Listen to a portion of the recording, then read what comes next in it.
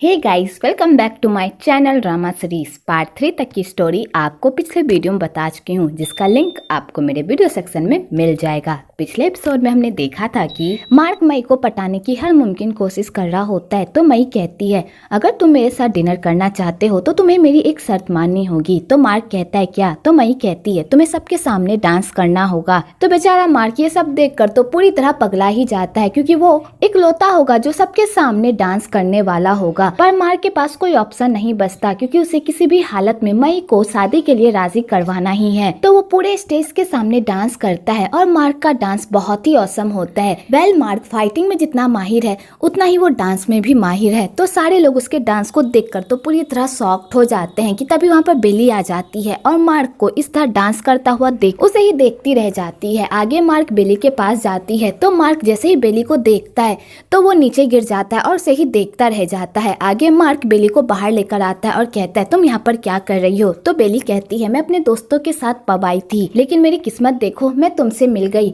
मैं तुमसे मिलना चाहती थी और मेरी किस्मत ने तुम्हें मुझसे मिलवा दिया। आगे बेली मार्क के क्लोज जाने की कोशिश करती है और उसके बारे में जांच पड़ताल करती, पर मार्क उसे अपने बारे में कुछ भी नहीं बताता, उल्टा उसे अपने आप से दूर धकेलता है। पर बेली भी कहाँ पीछे हटने वालों में से होती है, वो भी मार्क के क्लोज जाने की कोशिश करती है। तो बेचारे मार्क को मजबूरन बेली को घर छोड़ना पड़ता है। तो वीरू बेली को उसके घर ले जाने के बजाय मार्क के घर लेकर आ जाता है। तो बेली को पता चल जाता है कि मार्क उसके घर के सामने ही रहता है। तो बेली ये बात जानकर बहुत ही खुश हो जाती है और वो मार्क के घर के अंदर घुस जाती है। तो मार्क उसे भगाने की पूरी कोशिश करता है, पर बेली भागने का नाम ही नहीं लेती। आगे बेली को जब पता चलता है कि मार्क मार्क को उसी चीजों से एलर्जी है जिससे उसे है, तो वो ये बात जानकर बहुत ही खुश होती है और वो मार्क को कहती है, क्या तुम मुझे केक बनाना सिखा सकते हो? तो मार्क कहता है, नहीं, और यहाँ से तुम जाओ। पर बेली जाने का नाम ही नहीं लेती और वो मार्क के साथ शरारत करने लगती है, जिससे वो दोनों एक दूसरे के काफी करीब आ जाते हैं। तो बेली जैसे ही मार्क के करीब आती है तो उसे बचपन की फिर से बातें याद आने लगती है, जिसे याद करके वो पूरी तरह शॉक्ड हो जाती है। आगे बेली को पूरी तरह यकीन हो जाता है कि अगर वो मार्क के साथ रहेगी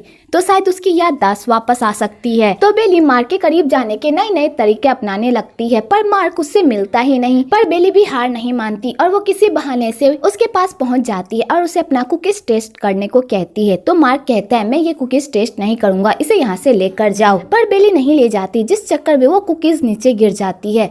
तो बेली को ये सब देखकर बहुत ही बुरा लगता है और वो कहती है, मैंने ये खास तौर पर तुम्हारे लिए बनाया था ताकि तुम इसे टेस्ट करके बता सको कि ये कुकीज कैसे बनी है। क्या तुम्हारे लिए ये सब करना इतना मुश्किल था? और बेली सैड होकर वहाँ से चली जाती है। तो मार्क को बेली के लिए बहुत बुरा लगता है। आगे बेचारा मार्क उस कुकीज को खाने के लिए परेशान हो रहा होता है। तो वो जय से भी पूछता है, क्या सारी कुकीज बर्बाद हो गई? तो जय कहता है, हाँ, सारी कुकीज बर्बाद हो गई, लेकिन मेरे पास एक कुकीज है, क्योंकि बेली ने बीरू को भी कुछ कुकीज दी थी, तो मैं उससे एक कुकीज आपके लिए मांग कर लेकर आ गया। और जय उस कुकीज को वहीं पर रख के वहाँ से चला जाता है। तो मार्क उस कुकीज को बड़े प्यार से खाता है। आगे मई अपना प्रॉमिस निभाती है और वो मार्क के साथ डिनर करती है। तो मार्क उसे पटाने की पूरी कोशिश करता है, पर मई उसे भाव ही नहीं देती और उसे बताती है कि उसका एक बॉयफ्रेंड है जिससे वो बहुत प्यार करती है, इसलिए वो उसका पीछा छोड़ दे, चाहे वो कितनी भी कोशिश कर ले, वो उसके हाथ नहीं आने वाली। तो मार्क कहता है, चाहे तुम्हारा बॉयफ्रेंड हो या ना हो, मैं तुम्हारा पीछा नहीं छोड़ूंगा और तुम्हें किसी भी कीमत पर मुझसे ही शादी करनी होगी। तो मई कहती है, ये क्या जोर जबरदस्ती चल रही है? अगर तुम्हें सपने ही देखने हैं तो देखो, लेकिन ये कभी भी पूरा नहीं होगा। और मई ये कहकर जाने लगती है कि तभी वहाँ पर एक बंदा आ जाता है जो मार्क को नाई नोई कहकर बुलाने लगता है। तो मई को पता चल जाता है कि ये बंदा तो नाई नोई है और नाई नोई बिना मतलब के उसके पीछे तो बिल्कुल भी नहीं पड़ सकता।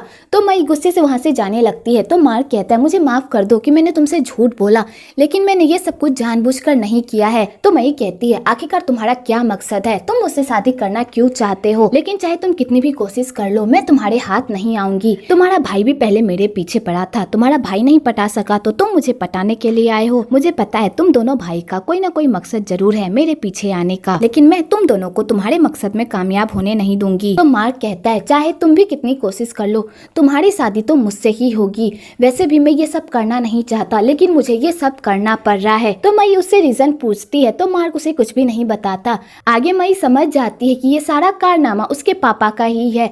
तो मई अपने पापा को कॉल करके कहती है, चाहे आप कितनी भी कोशिश कर लीजिए, मैं शादी नहीं करूंगी। और मई गुस्से से कॉल कट करके वहाँ से चली जाती है। आगे आंटी पिम मार्क को अपने साथ डिनर डिनर पर इनवाइट करती क्योंकि बेली ने कहा होता है। तो मार्क भी इस इनविटेशन को इनकार नहीं कर पाता, चाहे मार्क अपने आप को बेली से कितना भी दूर रख ले, पर वो बेली से दूर रहना नहीं चाहता। इधर जब बेली को पता चलता है कि मार्क ने इनविटेशन को एक्सेप्ट कर लिया है तो उसकी खुशी का कोई ठिकाना नहीं रहता कि तभी बेलून की नजर वीरू पर पड़ती है जो उन दोनों पर नजर रखे हुए होता है। तो बेलून को लगता है कि शायद वो स्टॉकर है जो उन दोनों को स्टॉक कर रहा है। तो वो दोनों वीरू को पकड़ने के लिए उसके पीछे जाती है। तो वीरू उन लोगों को समझाने की कोशिश करता है कि जैसा वो लोग समझ रही है वैसा वो इंसान नहीं है, पर वो लोग उसकी बात ही नहीं सुनते। उल्टा बेलून तो उसे पुलिस स्टेशन में भर्ती भी करवा देती है। इधर चाकित बेली को अपने साथ रेस्टोरेंट में लेकर जाता है। तो बेली इस बात की खबर अपनी दोस्त बेलून को भी दे देती है कि वो नाई नोई के साथ है। तो बेलून जैसे ये सुनती है तो वो पूरी तरह शॉक्ड हो जाती है और वो कहती है कि तुम उस घटिया इंसान के साथ क्या कर रही हो। कि तभी वीरू भी ये सारी बातें सुन लेता है। तो वो मार्क को बता देता है कि बेली चकित के साथ है। तो मार्क जैसे ये सुनता है तो वो पूरी तरह परेशान हो जाता है कि कहीं चकित बेली के साथ कुछ कर ना दे। तो वो बेली को ढूंढने के लिए चला जाता है। इधर चाकित बेली से नाई नोई की इन्फॉर्मेशन निकालने की कोशिश करता है कि आखिरकार वो नाई नोई को कैसे जानती है। तो बेली बताती है कि मैं एक अनाथ आश्रम में पली बड़ी हूँ और जिस अनाथ आश्रम में मैं पली बड़ी थी उस अनाथ आश्रम की हालत बहुत ही खराब थी और उस अनाथ आश्रम पर बहुत कर्जा भी था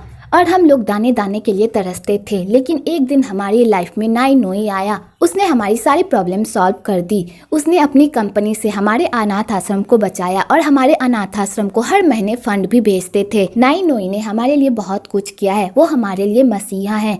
तो चाकित ये सब सुनकर पूरी तरह शॉक्ड हो जाता है और उससे पूछता है क्या तुमने नाई नोई को कभी देखा है। और चाकित बेली से नाई नोई के बारे में इतने सारे सवाल पूछने लगता है कि बेली को भी चाकित पर डाउट होने लगता है। तो वो भी अपनी बातों की जाल में चाकित को इस तरह फंसाती है कि चाकित को कुछ समझ में ही नहीं आता। तो बेली वहाँ से जाने लगती है पर चाकित उसे जाने नहीं देता और जबरदस्ती उसे खाना खाने को कहता है, पर बेली खाने से मना कर देती है। पर चाकित जबरदस्ती उसे खिलाने लगता है और बेली को पता चल जाता है कि चाकित नाई नोई नहीं है। तो बेली वहाँ से जाने लगती है तो चाकित भी उसके पीछे जाता है और उसके साथ जबरदस्ती करने लगता है कि तभी वहाँ पर मार्क आ जाता है और बेली को चाकित से बचा लेता है। कि तभी तो चाकित कहता है अब मुझे समझ में आ गया, ये लड़की तुम्हारे लिए बहुत ही मायने रखती है, इसलिए तो तुमने इसे अभी तक नहीं बताया कि तुम ही नाई नोई हो, क्योंकि तुम्हें किसी बात का डर है। लो आज मैं तुम्हारा ये डर सच में बदल देता हूँ। और चाकित बेली को ये बात बता देता है कि मार्क ही नाई नोई है, पर बेली ये बात नहीं सुन पाती क्योंकि उसकी तबीयत खराब हो जाती है। तो मार्क बेली की ऐसी हालत देखकर पूरी तरह शॉक्ड हो जाता है और चकित से कहता है तुमने बेली को क्या खिलाया। तो चकित बताता है कि मैंने उसे सिर्फ केक खिलाया था। तो मार्क समझ जाता है कि बेली को एलर्जी हुई है। तो मार्क बेली के बैग से इंजेक्शन निकालकर उसे लगा देता है और बेली को कहता है शांत हो जाओ, हम लोग अभी हॉस्पिटल चलेंगे, तुम ठीक हो जाओगी। और मार्क बेली को अपने साथ लेकर चला जाता है। आगे मार्क बेली के साथ जो भी हुआ उन सब का जिम्मेदार खुद को मानता है और अपने आप को चोट पहुंचाता है।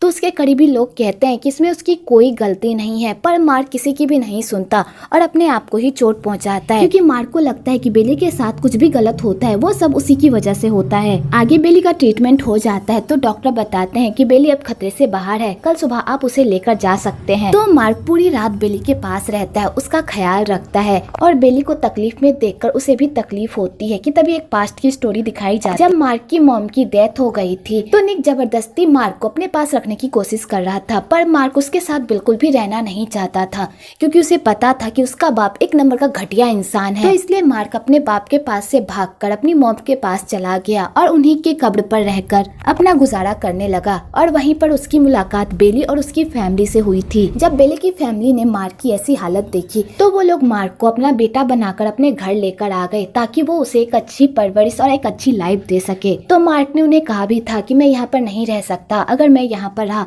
तो आप लोगों को बहुत ही परेशानी होगी, पर उन लोगों ने उसकी एक भी नहीं सुनी और उन्होंने कहा तुम हमारे बच्चे जैसे हो और बच्चे कभी भी माँ बाप पर बोझ नहीं होते। तो मार्क ये सारी बातें याद करके खूब रोता है।